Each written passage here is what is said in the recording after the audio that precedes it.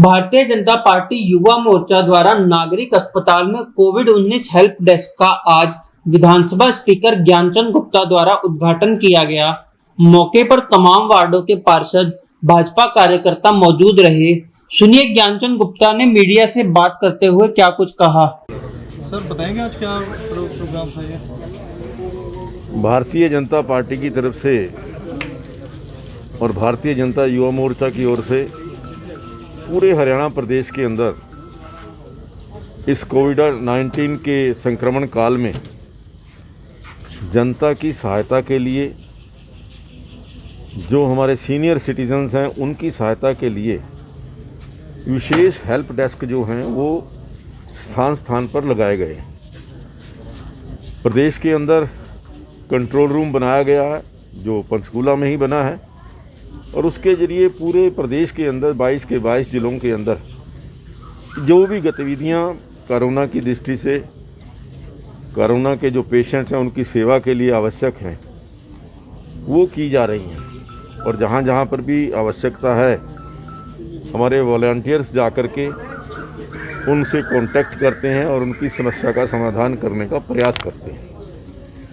पंचकूला में भी भारतीय जनता युवा मोर्चा की तरफ से आज जो सैनिटाइज़र हैं, मास्क हैं, ये देकर के लोगों को प्रेरित किया जा रहा है कि वो घर से बाहर निकलें तो मास्क लगा करके ही निकलें।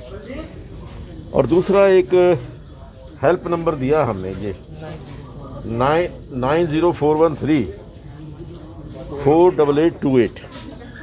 ये नंबर कोई भी जो नीडी है, कोरोना का पेशेंट है या सीनियर सिटीजन्स हैं, विशेष तरह से हमने ये कहा है कि जो हमारे सीनियर सिटीजन्स हैं वो सीनियर सिटीजन्स की हेल्प के लिए हमारे सारे वॉलंटियर्स, अगर उनके पास कोई कॉल आती है तो उनके पास जाकर के, उनके घर में जाकर के आधे घंटे के अंदर वो पहुंचेंगे और जाकर के उनकी हेल्प करेंगे।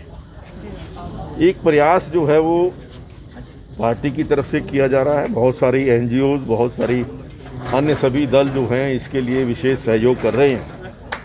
मैं जनता से अपील करना चाहता हूं कि ये जो संक्रमण काल है, इस काल के अंदर सबसे बड़ा जो औजार, जो हमारा प्रोटेक्शन गियर है, वो मास्क है। मास्क पहन कर के घर से निकलें और मास्क के बिना कोई भी व्यक्ति घर से बाहर ना निकले। मैं समझता हूँ उससे इस संक्रमण, इस कोरोना को रोकने में बहुत हेल्प मिलेगी। सर, सभी जो मंत्री अधिकारी हैं उनकी भी फील्ड में ड्यूटी लगाई गई है, खुद मुख्यमंत्री, डिप्टी CM भी फील्ड में, आपको भी पंचकूला की जिम्मेदारी दी गई है। किस तरह से मॉनिटरिंग का प्रोसेस जो है वो चल रहा है? ये देखिए, डिज़ास्टर मैनेजमेंट जो कमेटी है उसका गठन किया गया है, उसके नाते मुझे जिम्मेवारी दी गई है। कल ही हमारे डिप्टी कमिश्नर पुलिस और चीफ मेडिकल ऑफिसर, इन सभी अधिकारियों की बैठक हुई थी जिसमें आलोक निगम जी भी यहाँ पर आए थे। तो उसमें पंचकूला की स्थिति के बारे में हमने जायज़ा लिया। जहाँ तक ये कोविड के पेशेंट्स के लिए बेड्स की आवश्यकता है वो पूरी करने के लिए हम सक्षम हैं और प्रशासन ने पूरे उसके इंतज़ाम किए हैं।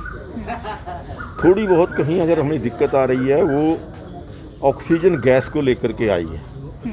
ऑक्सीजन गैस को लेकर के उसकी सप्लाई रेगुलर हो, और हमने एक विशेष निवेदन किया है कि जिस प्रकार से पहले ऑक्सीजन हमें बद्दी से मिलती थी वो उसी प्रकार से बद्दी से मिलनी शुरू हो जाए।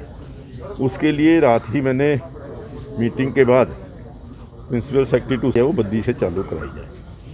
अगर हमारी सप्लाई ये बद्दी से चालू हो जाएगी तो हमें गैस की भी कोई कमी महसूस नहीं होगी। सर, सबसे पहले तो आपको थोड़ा सा बधाई देंगे हर पत्रकारों की तरफ से कि पत्रकारों को हरियाणा सरकार ने फ्रंटलाइन वर्कर का दर्जा दिया है। और थोड़ा सा बताएंगे जो लॉकडाउन की स्थिति है, लॉकडाउन जिसे लगाया गया है, लॉकडाउन की कहीं दिखाई नहीं पड़ रहा है बिल्कुल भी, पंचकूला के अंदर भी या और शहरों की अगर बात करें तो? देखिए, लॉकडाउन तो लोगों को सेल्फ अपने ऊपर इम्पोज करना पड़ेगा।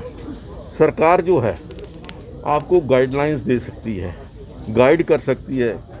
आपको कहा है कि एसेंशियल कम्युनिटीज़ जो हैं उनके लिए लेने के लिए ही बाहर आए, लेकिन क्योंकि लॉकडाउन पिछली बार की तरह नहीं है, अब की बार बहुत सारी चीज़ें खुली रखी गई हैं, जैसे फैक्ट्रीज़ के अंदर काम हो रहा है, लोग फैक्ट्री के अंदर जा कर के जो प्रोडक्शन है वो कर रहे हैं। सरकार का एक मैं समझता हूँ कि ये आशय है कि लोगों को अब कोरोना के साथ कैसे जिया जाए ये सीखना पड़ेगा। कोरोना के रहते रहते हमारा जीवन भी चलता रहे और कोरोना के ऊपर भी हम कंट्रोल कर लें, कोरोना के ऊपर लड़ाई जो है वो जंग हम जीत लें। इस प्रकार का प्रयास सरकार के द्वारा किया जा रहा है। सर, वैक्सीनेशन को लेकर अभी भी सवाल उठ रहे हैं। कुछ सेंटर्स अभी दोबारा बंद किए गए। बीते दिनों आपने भी जिस सेंटर में वैक्सीनेट करवाया, सेक्टर 12 कम्युनिटी सेंटर की अगर बात करें तो उसमें भी वैक्सीनेशन फिलहाल नहीं हो रहा है। नहीं, देखिए वहाँ वैक्सीनेशन पहले ये था कि 18 साल से लेकर के 40 साल के जो युवा हैं साथी, उनके लिए वैक्सीनेशन पहली तारीख से शुरू होने के था। थोड़ा सा सप्लाई चेन के अंदर दिक्कत आई है, लेकिन मुझे पूरी उम्मीद है कि 1 या 2 दिन के अंदर ये सारी व्यवस्था ठीक हो जाएगी और वैक्सीनेशन जो है वो फिर से दोबारा उसी स्तर के ऊपर शुरू हो जाएगी। सर, एक मुद्दे से हटकर एक और सवाल था। कालका से जो विधायक प्रदीप चौधरी, बीते दिन उन्होंने आपको ऑफिस में पहुंचकर एक रिप्रेजेंटेशन भी सौंपा था, ऑफिशियल लेटर कॉपी भी सौंपी थी फैसले की। इस पर क्या कुछ आगे आप विचार कर रहे हैं? वो मैंने बताया था कि हम हमारे जो एजी हैं एडवोकेट जनरल, उनसे परामर्श करके कोई निर्णय लेंगे। जो कोविड की मार को झेल चुके ऐसे पेशेंट्स हैं, जो प्लाज्मा जिनके अंदर युवाओं के अंदर बना है, मैं उनसे भी एक बेनती करना चाहूँगा, निवेदन करना चाहूँगा कि कोरोना की इस लड़ाई में वो अपना योगदान ज़रूर दें।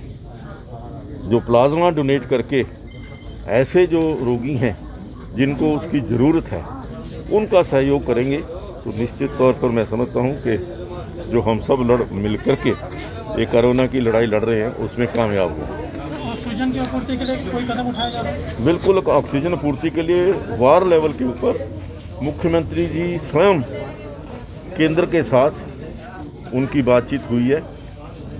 धीरे धीरे जो क्वांटिटी है वो बढ़ाई जा रही है और मुझे नहीं लगता कि जो किसी भी प्रकार की ऑक्सीजन की कमी रहेगी। अभी देखा जाए तो ऑक्सीमीटर वगैरह की कालाबाजारी चालू हो गई है, तो उसके बारे में प्रशासन क्या कुछ करे, नियम ला रहा है? देखिए, मैं प्रशासन के अधिकारियों से मैंने कहा भी है, चाहे वो ऑक्सीमीटर की कालाबाजारी है या एसेंशियल कमोडिटीज़ की किसी भी प्रकार की, या जो इंजेक्शंस हैं, जो रेमडेसिविर इंजेक्शंस हैं, या किसी भी प्रकार की कालाबाजारी कोई होती है, जनता से अपील करूंगा कि वो प्रशासन के ध्यान में लाएं और प्रशासन भी उन पर सख्ती से कार्रवाई करेगा जो ऐसे कोई कालाबाजारी करते हुए पाए। इसके लिए हम कोई हेल्पलाइन नंबर जारी कर सकते हैं पंचकुला में? देखिए, पंचकुला का हेल्पलाइन जो हेल्पलाइन नंबर है, ये हमारा हेल्पलाइन नंबर, आप इसके ऊपर इन्फॉर्म करिए, एक्शन होगा।